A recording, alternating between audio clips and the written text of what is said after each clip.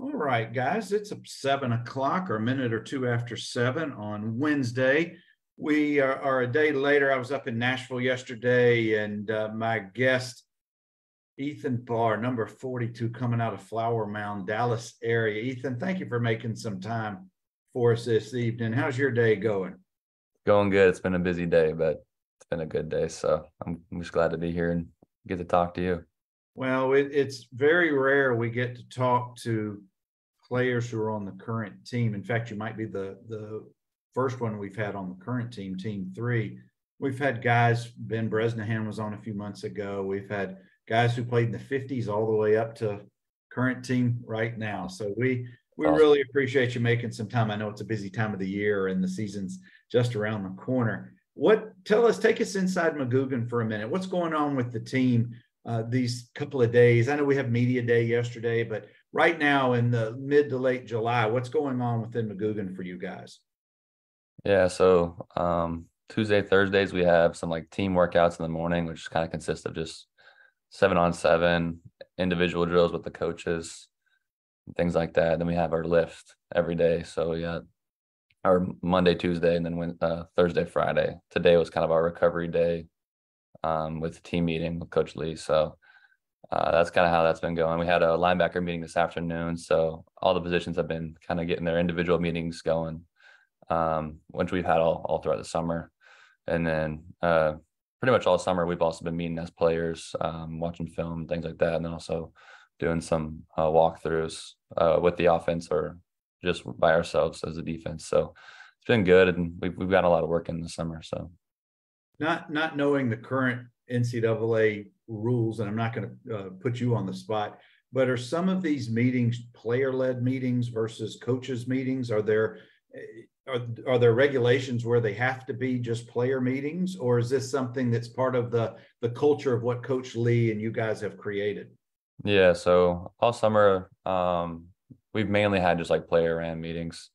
And then we can have like an option. We have like optional meetings with coaches, but that's fully optional. So if you can make it, you go. If you don't make it, don't want to go or whatever, this is fine. But I mean, we prefer everyone's there. But we've had a lot more player ran meetings ran by like me or Kane or really, I mean, anyone in the linebacker room can really run a meeting. So, and that just really means like we're watching film together and just talking about ball. So it's nothing too serious, but yeah, most of the time this summer has been a lot of player-led meetings, and that's been a big push from Coach Lee. So he's done a good job about building camaraderie around football, getting guys to come back and stay in the facility and spend time together around the sport and get to learn more together. So, Well, he has preached that outside of McGugin for the last few years as part of his agenda.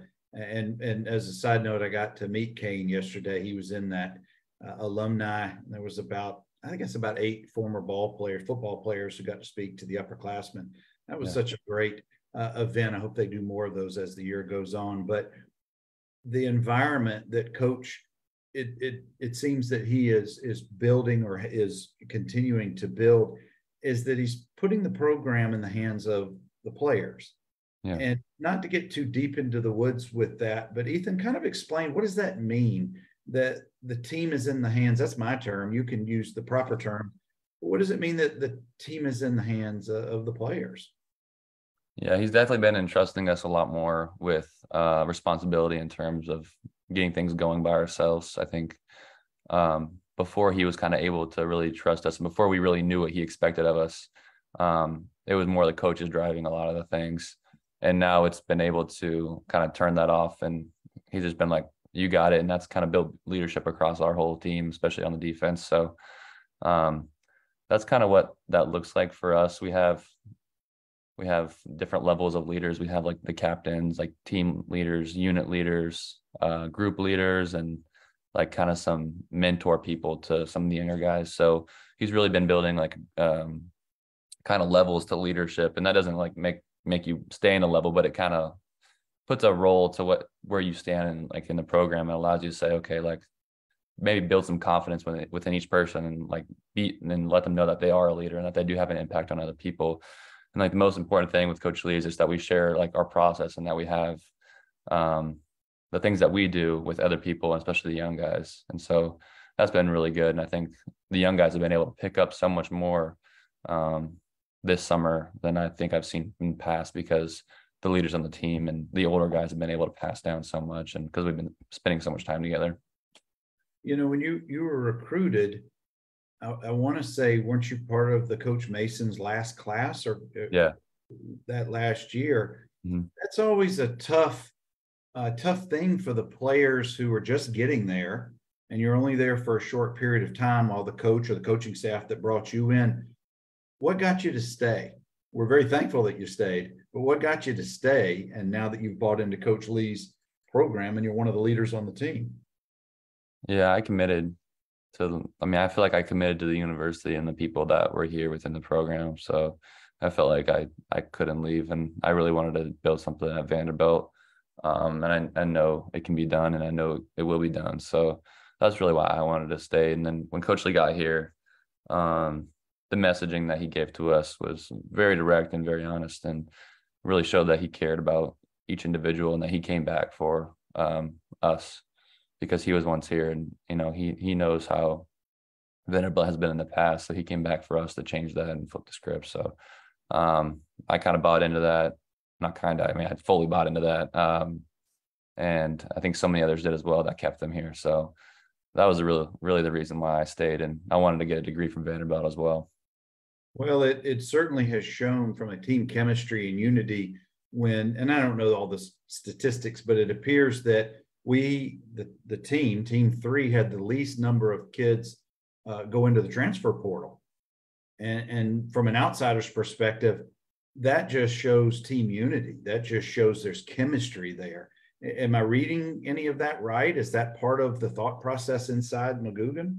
Yeah, definitely. I think everyone comes to Vanderbilt for a reason, because if you don't want to come here, you obviously don't have to. So everyone comes here for the reasons of being at an elite academic institution, as well as, an elite football program that's going to develop you as a holistic person in all areas of your life. So I think everyone that comes here has been able to buy into that and understand like the potential gain and what they can accomplish once they get out of here, just because it's totally life transforming just to be a part of the program and go through some of the development that Coach Lee has to offer us. So I think that's really it. And then there's a brotherhood that we have. I think everyone like really loves being around each other, and there's never any tension or problems that really arise, and if there are, it's always gone quick, and people are loving up on each other. So I think that we have a really tight knit group, and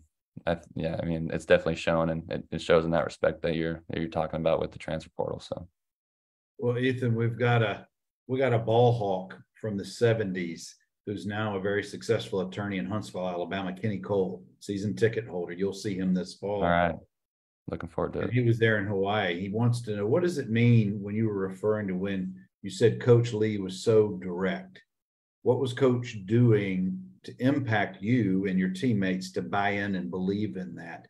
And I realize that could be the next hour you could explain that. But for those of us who are outside McGugin, we want to know what did Coach Lee do that was so direct and got y'all's attention? Yeah, like our first team meeting back, he always tells us like he had a whole script to write, and he ended up just kind of throwing it out the door and really spoke from the heart and really just talked about like perception and like the perception that the program of Vanderbilt gives off, and how like we have to change that from like the moment he first talked to us.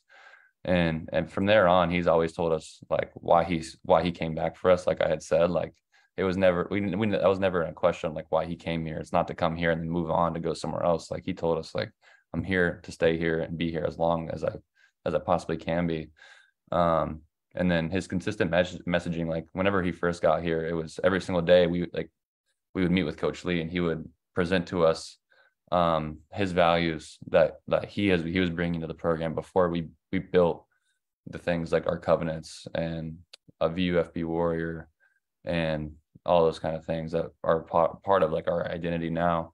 But yeah, it was just, we really knew that he cared about us because he was always around us. Like he's someone that has always been around us. And like this offseason, I think we had like 70 team meetings. Like it was every day of the week that he was in town. we met with him, and he talked to us about the program for an hour plus. So we spend a lot of time with him, and it really shows that he cares about who we are and about the program. That just speaks volumes from my perspective. It's not always the talk, but it's the walk. Yeah. And he sure does it from our standpoint. How pleased were you guys to learn that he had signed a contract extension? Yeah, I actually got this question a lot yesterday, and I don't think anyone was too surprised by it. Like he had like I had said, like he told us like, I'm here to be here and this is my home. So I wasn't surprised at all. But I think it's good to know that he's going to be here for at least through when everyone in our team right now is going to be here. So that's something to look forward to. But it was no surprise. All right. Speaking, this is a little bit lighter note. What was the goofiest thing you were asked yesterday during media days? Oh yeah, I got that ready to go. Someone asked me, they were like, what does it mean or what's it like to tackle Brock Bowers? And I was just kind of like, that's a weird question to ask. Like, dumb question is that? Do they have a Georgia insignia on their shirt? And they were just asking me about Brock Bowers in like a weird way, which is like, whatever. I mean, he's a really good player and stuff, but I was just like, that's weird to be asking me. Like, just go ask him. I don't know. Dude's down the hall. This is the Vanderbilt room. Yeah, it was just so odd. And I think they were probably trying to get a response out of me. That was sure. Well, it sells digital reads. All right, Ethan, we got a question from Dwayne Jones. Dwayne's mother Lucy was part of the administration for 40 years. Dwayne is an undergrad, and his brother Jody played for Vanderbilt in the 80s. Dwayne was an equipment manager and knows more about the program than you and 15 of us will ever.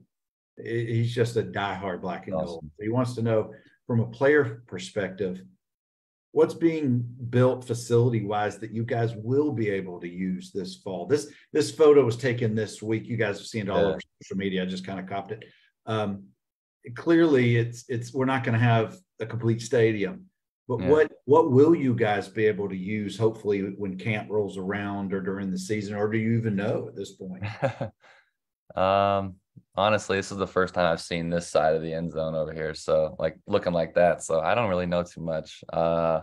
We mainly practice like on the practice fields and then up in the indoor, or we even use like the intramural field back behind the indoor. So it won't really impact us in camp at all, but season will be interesting. I'm not really sure what'll happen. I've heard things like we may be like kind of put in the hotel as a locker room situation, or I don't know, maybe somewhere. I mean, by the looks of it, under the stadium, probably. I don't know. It's hard to tell, but they haven't told us anything, and I think they're still trying to figure it out. So maybe the season will be sponsored by Marriott, or exactly. All right, Ethan, you come from a very athletic family. A bunch of siblings, several of whom played in college. I want to talk for a side note about who's the best athlete in the siblings group, and how growing up, how much sheetrock did y'all bust out, or windows? What was it like growing up in that household with so much competition? The best athlete. Keeping in mind, this will be public. I'll say my little sister, probably. She plays basketball at Southeastern Oklahoma State. Okay. And she's a really good hooper. She's a shooter, kind of a point guard spot on the court, and she's a really good player. But yeah, me and my brother, we used to always kind of get into it a little bit. We had a little bit of an age gap though, so I mean, like he was in high school, and then I was in probably 6th grade, so there was some difference there. But we were always like at softball games, because my 2 older sisters, they played softball.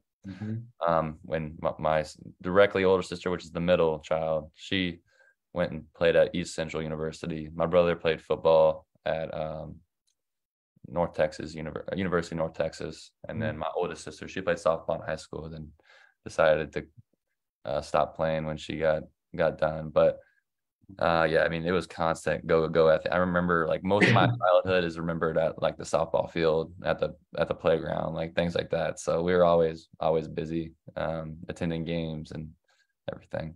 Well, I know that all the siblings are aware of how much time and money and expense your folks have spent on the Mhm. field, traveling to fields, travel ball, but they do it because they love you guys and they want to see Yeah. you compete.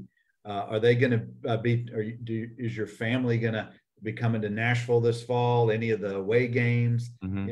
From where you live or your home close to Dallas, that's not that far of a flight out to Hmm. Vegas Like, or to Nashville, frankly. yeah. Yeah. I think I'm not Excuse sure me. how long the flight to Vegas is, but to here it's only like an hour and a half, maybe Mhm. 2 hours. So it's really easy. My parents are actually coming to every game. That they were trying to make a point this year to get to see every game my senior Excellent. year. I was So going to say, is that's there going to be a bar suite over at the yeah, Marriott? might as well. They might as well book it out for the season. Mhm. And then a lot of my family members will be coming to at least 2 or 3 games, I imagine. I think my one of my sisters will be at I think I think 3, she said. So looking forward to that. I'll get a lot of support, and especially because some of them haven't been able to make it to too many games just because college and things like that. But that'd be fun. And then I know I got some other family and friends and supporters, and my fiance will be coming to some games as well. So um, Excellent. Excellent. it should be a little bar fan section every game. Well, are we going to see lots of 32s, or are you going to have to give that jersey behind you to somebody to also sport in the stands? Yeah, you'll just be seeing 32s. That's gonna stay right there. The relic. I'll have to hand out my workout shirts or something with my name and number on the back. um, Kenny Cole brings up another great question, Ethan, and I want to know if this is talked about. We stressed this yesterday when the the alum panel that we had. You talked earlier about brotherhood, and these are the quickest 4, 5, or 6 years of undergraduate and going through the wars of football and so forth.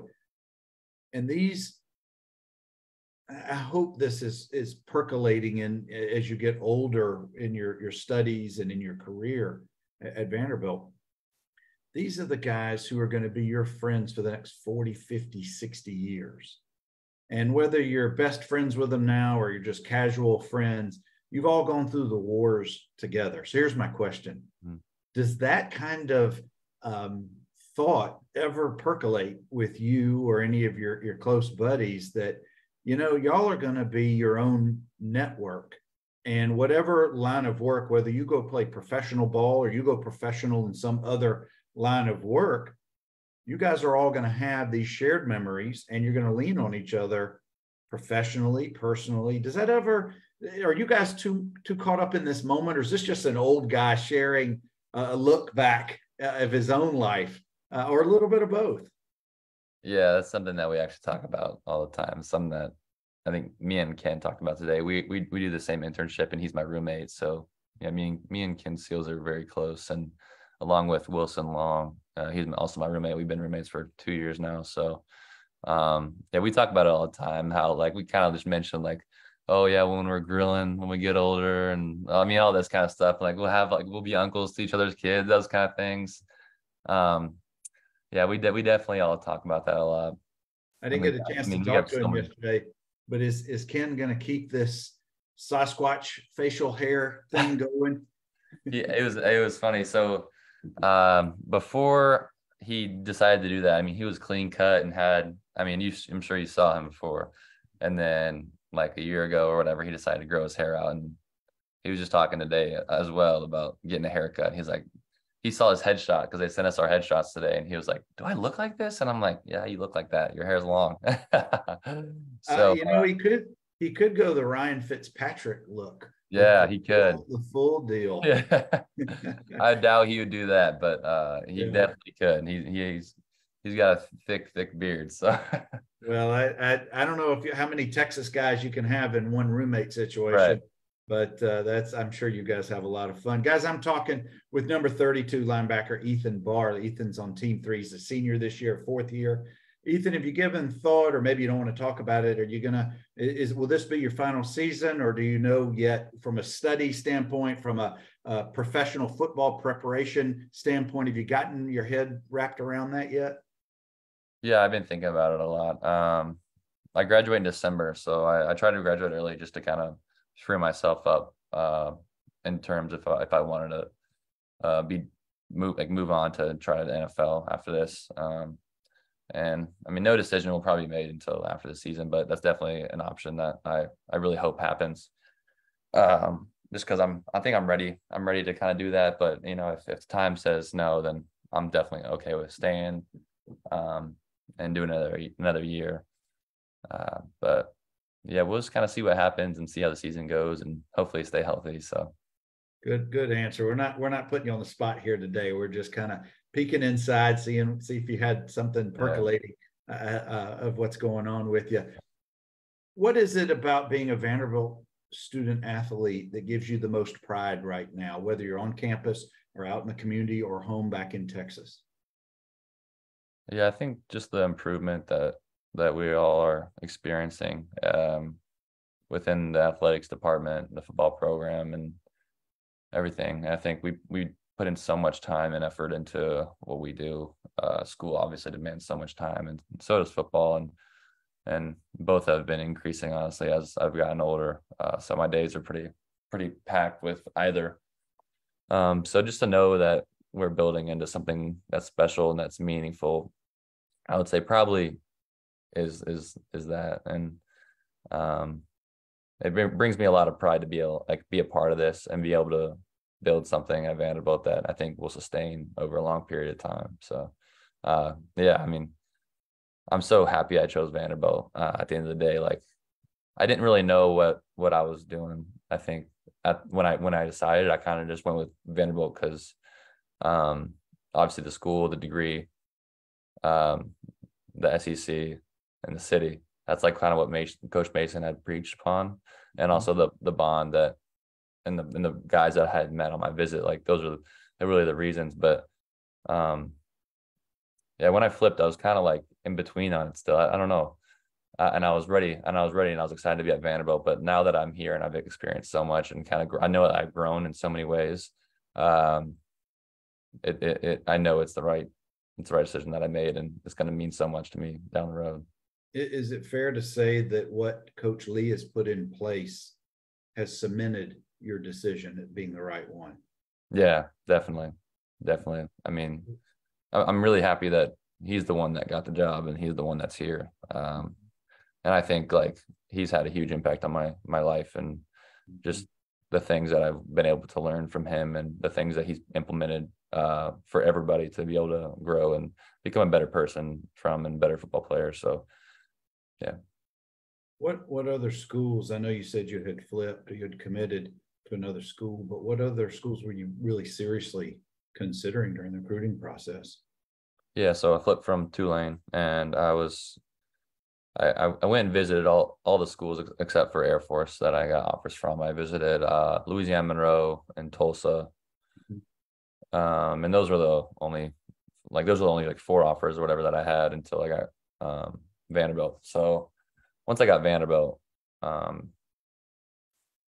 don't know, that was the one that kind of stuck out to me, because I know I believed in myself, and I felt like I had the ability to play at a high level from week to week in the SEC. So yeah, I mean, it truly is. And whether it's Coach Mason then or Coach Lee now, the degree, the city, and the conference, how do you beat that if you're academic oriented and you want to play some outstanding football, the highest level in collegiate ball? When you are hosting recruits these days, is that something that comes up in topic, or is it really some of these guys are feeling and we were all there at one point, the cocky senior who, I'm the, pardon my French, but my shit don't stink mentality. It is, you got to have that cockiness, or you're not going to be good at as athletics or anything else in life. But there's a control you have to have. But when you're a senior, you don't necessarily think that way. So here's my question: when you're hosting these guys on recruiting visits, does that stuff come up in conversation? Is that part of how you guys are able to convince certain targeted players this is where you need to be? This should be your home for college. Yeah, I think it's definitely important to, first of all, like, everyone always asks about the school, and like everyone says, like, is it hard? It's like, Yeah, it's hard, but it's like so doable. Like Yeah. everyone does it, so it's doable. And I'm not the smartest guy in the world, but I think I do pretty great. So, um, yeah, that's kind of my response to the school aspect of it. And then you have to show the city to everybody. And I think that's one of like the main recruiting points as well. Like obviously 3, but I think that's like the fun aspect where people are like, okay, like I can see myself living here, or I can see myself maybe getting like renting a house here, down the road or whatever. So, yeah, I think all 3 really kind of build upon each other. And then it's funny because I feel like whenever people are getting recruited, they're always asking just like about the gear. They just want to know like what kind of gear you get. You get cool stuff and you get good cleats. And it's like we get the same thing everybody else gets. It's pretty average. Yeah. I mean, it's good, but it's nothing special. It's the same thing. To the 18-year-old dude coming out of high, maybe that's important too. Yeah, and it is. I know. I always thought about, is this school like Nike or Adidas? I don't know. It doesn't really matter, but yeah, it's something you think about as you're picking a school, or kind of maybe subconsciously thinking about. But yeah, I think those are all aspects of the recruiting that have to be shared, and I think they're definitely used to bring people here. And I think it's important that people know, like, if you can be good in school and you can be good in athletics, like you're going to be so much better as a human being after you leave here, and you're gonna be so much more prepared for like the real world. And I think that's one of like the greatest messages that can be given to recruits. It's just like you can't like slack or lack in any areas while you're here, just because everything's so like elite, I would say. But I think that's going to be what sends you to be successful. Any of the recruits ask you what it's like to tackle Brock Bowers? Not yet. No, only the media. I'm kidding. Guys, we've got Ethan Barr, number 32. He's a senior linebacker on Team 3, and we're just chopping it up a little bit. Ethan, when did you find, we talk about that confidence coming out of high school as an athlete. We're all big fish, little pond mentality, but it flips when you come to the SEC. And no matter what star you are, how many accolades you have, you still are a small fish until you find that footing academically, athletically, and socially. When did all that kind of come together for you? You weren't redshirted. You've played all 4 years. Most of us use that redshirt year to really get our feet under us. But within a month of coming to campus, you're on the field playing. When did you find your footing? When did you get that I guess, foundation for all 3 aspects of Vanderbilt life? I was pretty good in my schoolwork just because I'm typically on top of things. So that kind of got like knocked out right away. And then I remember we did like our first like walkthrough. And like I didn't get a single rep, and I was like, damn, like that was just like eye-opening, because I didn't expect that at all. I thought like as a freshman we'd be able to go in and like at least get some plays and get to learn. And like we didn't get a single play. And over time throughout the summer, as I was here trying to like, hopefully get an opportunity to at least be on special teams or whatever. Some things that happened, and I was able to kind of like wiggle my way into like the second string. And this was all because like I started to get more reps, and I showed like, oh, I kind of had like at least some instinct where I could play. Then I was picking up the plays, and I knew I didn't really mess up all too much. So I knew what I was doing. And so as that kind of went on, we got into like fall camp, and I got put in COVID for 2 weeks, and my coach Roof, he called me and he was like, hey, like, we're gonna need you to play this year. Like one of the guys had like opted out and then kind of came back, but was iffy. And then like, but everyone was a great player. So like I still had to work, like I still had to like kind of find my own way through it all. But that kind of gave me some confidence going into the season. And then the first game against A&M, I got to play. And that's when I really realized like, it's exactly like practice. Like in practice, I felt like I was doing pretty good. But then like when we were out on the field, like actually playing against a different team, I was like, this is exactly what I was kind of expecting. It wasn't anything crazy, anything different. Like people are obviously a little older than me, but I think I was just 18, but like, I'm the same as them. So it kind of came quick. Like I kind of found my way pretty quick. And from there, I was able to like slowly kind of work into a role where I had a voice and become like a leader. And that took a lot, probably took a lot more time than finding my own way as, making the right decisions and feeling confident in myself. And it kind of builds upon itself. Yeah. And you have to have that mentality if you're going to be successful, not just athletically, but academically and other phases of life. And it seems that that's one of the cornerstones of Coach Lee's message. One of the things that really impressed the alums who spoke with the upperclassmen yesterday, to a man, they initiated coming over and introducing themselves. We didn't go to them. We were kind of talking in the front, and they were just coming in waves, introduced. And I guess that's part of, my question is that part of the total mentality of what Coach Lee and the coaching staff is instilling with the team? Yeah, like when he first got here, I think like there's a lack of confidence of people just being people and like feeling that they're important in a room and important in the facility that we are always in.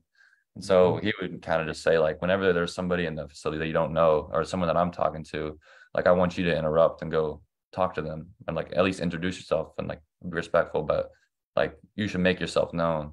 And so that's kind of something that he's really pushed onto us, and that's been picked up. And obviously you guys experienced it. So that's probably that's the reason that you saw that. And that's kind of just what's become a thing. And like he didn't even have to tell the younger guys all that, I don't think. Like, I think that's just something that they see. So like, oh, we do that too now. People want to know who we are. And it's exciting when people get to meet the players. And so for us to understand that was a big thing, because before it was not something that existed prior to Coach Lee getting here. Well, and this is a pat on your back and leadership back. Y'all are walking that walk. You're setting the example for the younger guys. You don't have to yell at them, scream at them. They're either going to fall in line, yeah, or they'll wash themselves out of the program in one way or another. Exactly. Ethan, I want to skip, and I know I've kind of been jumping around, and I appreciate your time, and I'm going to get you out of here in a few minutes, but I want to go to the Hawaii week last year. You guys went out early. You got to acclimate to the horrible environment that is the islands.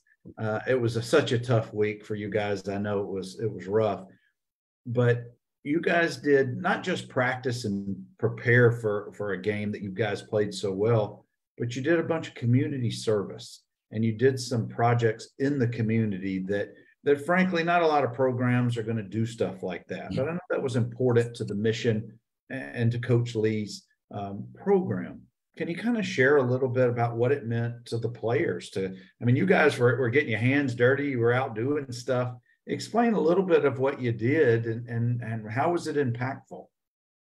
Yeah, it was really cool. So he had sent some of our staff out there prior to, just to get the trip kind of figured out.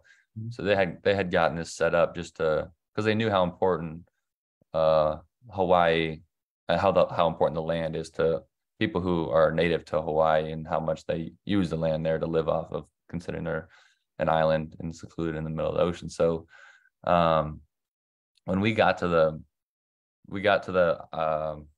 island of Hawaii, we knew like in a day or two that's what we were going to go be doing. And we got to the place where we did the community service, and it was kind of on like the side of like a mountain almost. And it was really cool. They were growing like different types of like agriculture there that was like native to Hawaii. And we did some cleaning projects of cleaning the rivers and cutting some stuff that was like a dangerous to the stuff that was growing there. And I can't remember the exact name of it. I wish I could, but like where I was at, I was pulling these weeds out of this like little muddy area. I forget what it's called. And like you just got covered in mud. You're standing like barefoot in these little like there was like water around this little like garden. And so you're standing in the water. It was like muddy, like a foot deep. So you're like ankle deep in mud, and you're just pulling out all these weeds, and it was all just like muddy. And it was super fun, and it was a really good experience just to be able to help out this organization that was doing so much, and like their whole message to us was like the island gives to us, so we give back to the island, and they take care of the land that takes care of them. So it was a really cool experience, and something that's really important to Coach Lee. After we did this, we got to go like kind of walk up stream a little bit up a hill, and we were able to go get in a little waterfall reservoir pool thing. And so that was really fun. We got to kind of wash off and have a little fun, got some pictures in the water. And we went back down and had lunch. So aesthetically, it looked just phenomenal. Yeah, it was. Yeah, it was. If anyone wants to, I guess, go look at a picture on my Instagram, there's a picture of like kind of where we were at during this time. So, and I'm sure the people on the team have pictures there, but it was really cool. And I mean, we do so much community service back in Nashville as well. Most of the stuff that I do is I'll go to like elementary schools in the morning if we don't have practice or whatever. And especially his first year when we had practice in the afternoon, we'd do it a lot more often, but go to elementary schools and just like kind of say hey to some of the kids. Or one night I went and played like board games with some kids. So there's all sorts of stuff going on. And like Earl Bennett really runs it, but I think everybody enjoys kind of giving back to all the support and everything, and the people that need us, because we have such a big opportunity to give in the position that we are. So yeah, Earl does a fantastic job. But when you were pulling those weeds in Hawaii, did you revert back to some of your landscaping experience to really show the guys how it was done? Yeah, I actually did. So you can't pull the weed from the top. You got to go down to the base of it, so you don't leave the weed in the mud. And I was trying to tell some guys around me that it worked. So all right, and leaning on your Texas background, who did you have to assure that there weren't snakes down in the water that would, water moccasins or copperheads or rattlesnakes, that there weren't there, so everybody was calmed down a little bit, could do their work? Yeah, we had no snakes in Hawaii, and I'm pretty sure they're not even like, I don't think there's any snakes on the island. Luckily, I'm pretty sure. Don't hold me to that, but I think so. But at my house, like not too long ago, back in Texas, there was a snake that had went up onto a like little patio chair of ours, like under the cushion, and we were moving it to like clean off the deck, and the snake was under the cushion, and my brother-in-law like moved the pad out of the way just to like, because it was like kind of shifted or whatever. The snake was, and it was, we had to kill it, but it was scary. Part of life in Flower Mound, Texas, I'm sure. Yeah. Well, Ethan, we got just a couple of more minutes, and again, I appreciate your insight and sharing some things. What are you looking forward to this football season? What excites you? And I don't mean just kick off Hawaii on August 26th, but maybe that's it. But what's most exciting for you? I'm just excited to, put a show on this season. I think we're going to have a great year. We have so many guys returning this year who have experience and the ability to make a lot of big plays. And I think this is going to be the year that we put a lot of it together, and we're going to close out those games that were close, and we're going to win them. And we know that, there's so much that work that we have to put in this fall, obviously, and throughout fall camp and from week to week. I think one of the most important things that we're going to do is just kind of take it week to week and focus on opponent and locking in, and no matter what happens throughout the season, staying together. But y'all may have heard this or not, but like our team mission this year is to win in postseason play, and that's something that we expressed a lot at media day yesterday. And I'm really excited to display that, and I know that we can do it. So I'm really excited for just to get out there. I don't know what next year has for me, so I'm just excited to play at Vanderbilt at least one last season. So, well, the schedule. I'm looking at the schedule. Got Hawaii on August 26th, then Alabama A&M. Those are 2 home games. Then you go to Wake Forest, and I'm not trying to overlook the first 2 games, but that Wake Forest game I've had circled for a few months now. I think that's going to be a great game for you guys. And I agree. LB, and then you get into SEC play. But Ethan, I really want to close with asking you really 2 things. I know that you have a fiance. Has a date been set? Yeah, it has. Our wedding's July 6th coming up this upcoming summer. So That's exciting. And well, there's a couple of questions. How much input are you going to have toward what food is served and what music is played, and how are the napkins going to be folded? Is that part of your responsibilities? I told her to come with me with whatever she needs, and I'll give her my feedback. But she knows that, and she's got the decisions in her hands as much as she wants. And if she wants to defer to me, I'm more than happy to kind of make those decisions for her. But it sounds like you're off to a pretty good start right there. Yep. Guys, this has been my pleasure, Ethan, just getting to chat with you for a little bit. If you guys don't know who number 32 is, you're not watching the defense. This guy flies around. If he is not under the tackle, in the tackle, he is right there assisting on the tackle, and we'll get so much more of that this year. So, Ethan, best of luck to you, bud. Keep up the awesome work, and more importantly, the leadership that you provide for the team is just so vitally important. So, thank you, bud.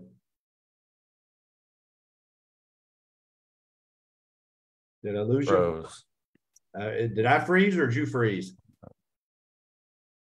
Let's see who's still there. Oh, Ethan, you still with me?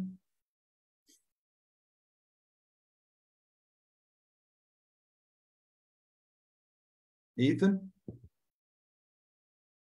We must have lost Ethan. I think he fell off, but keep coming back on Tuesdays, guys. Anchor down. Oh, wait, he came back on. Okay. Ethan, that was weird. I don't know what happened there, but that's the internet, it happens. We're still live. I just wanted to say thank you. I don't know how much of that you heard. Just continued success. Yeah. Keep doing what you're doing, bud. We're rooting for you, and we hope to see you on this fall. Thank you. I appreciate it. It was good talking to you, and thanks everyone for watching. I appreciate that I got to share some of my story with y'all. No, this is good stuff. Hang on while I sign off. You guys, anchor down. See you next Tuesday. See ya.